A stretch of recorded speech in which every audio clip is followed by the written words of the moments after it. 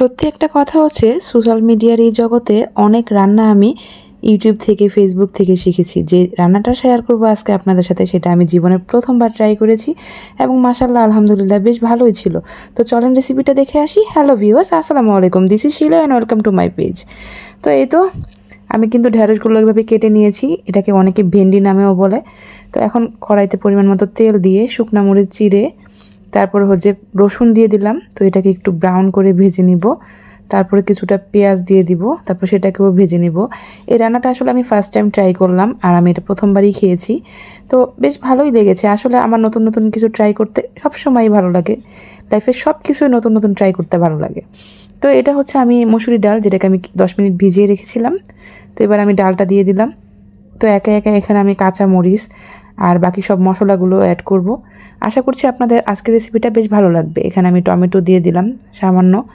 তো তারপরে হচ্ছে আদা রসুন বাটা, তারপরে দিয়ে দিব হচ্ছে পরিমাণ মতো লবণ, হলুদের গুঁড়ো, মরিচের গুঁড়ো, ধনিয়ার গুঁড়ো, মানে বেসিক যে মশলা আমরা রান্না করি আমাদের বাঙালি রান্নাবান্নায় সেই ধরনের মশলাগুলোই এখানে অ্যাড করব। সব পরিমাণ মতো দিয়ে দিলাম। হাফ চামচ হলুদের গুঁড়ো, 1 চামচ মরিচের গুঁড়ো, পরিমাণ মতো লবণ, ধনিয়ার গুঁড়ো। তো এগুলোকে আমি একটু ভালো করে কষিয়ে নিব, পানিটা শুকিয়ে যাওয়া পর্যন্ত অপেক্ষা করব। আমার মতো কে কে আছেন যারা নতুন নতুন রান্না ট্রাই করেন তারা কিন্তু আমাকে কমেন্ট বক্সে জানাতে পারেন। তো একটু ঢেকে দিয়েছিলাম, পানিটা শুকানো অবধি আমি কিন্তু এটাকে কষিয়ে নিব যাতে মশলাটা কষানো হয়ে যায় এবং কাঁচা একটা স্মেল না আসে। রান্না করতে জানলে আসলে সব রান্নাই মজা। প্রত্যেকটা অঞ্চলের রান্নার মধ্যে অনেক বেশি ভিন্নতা রয়েছে। তো এই যে পানিটা কিন্তু শুকিয়ে গেছে এবং আমার ডালটা কিন্তু পুরোপুরি কষানো হয়ে গেছে। আমি একটু তেজপাতাও দিয়েছিলাম চিড়ে।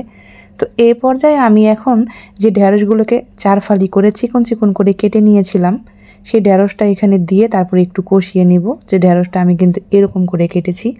তো এখন আমি এটাকে দিয়ে তারপরে আবার একটু কষিয়ে নিব। আর আপনাদের যদি আজকের ভিডিওটা ভালো লাগে তাহলে কিন্তু আমার পেজটা ফলো করতে একেবারেই ভুলবেন না। যারা ইউটিউব চ্যানেল থেকে আজকের ভিডিওটা দেখছেন অবশ্যই চ্যানেলটা সাবস্ক্রাইব করে দিয়ে বেল বাটনে প্রেস করে দিবেন। আর এরকম সুন্দর সুন্দর ভিডিওগুলো দেখার জন্য অবশ্যই ভিডিওতে শেয়ার করে দিতে পারেন। আর আজকের ভিডিওটা কে কোথা থেকে দেখছেন সেটাও আমাকে কমেন্ট করে জানাতে পারেন। আর এই ধরনের রান্নাগুলো কারা খান সেটা কিন্তু আমাকে কমেন্টে বলতে ভুলবেন না। আর আপনারাও কীভাবে রান্না করেন সেটাও আমাকে কমেন্ট করে জানাবেন। তো এটা আমি কষিয়ে নিলাম। এবার কিন্তু আমি এখানে গরম পানি দিয়ে দিব। তো খুবই অল্প পরিমাণে পানি দিব, কারণ আমি চচ্চড়ির মতো করে রান্না করব। এটাতে কিন্তু ঝোল রাখবো না, মাখা মাখা করে রান্না করব। আর এটা গরম ভাতের সাথে খেতে কিন্তু বেশ ভালোই লাগে।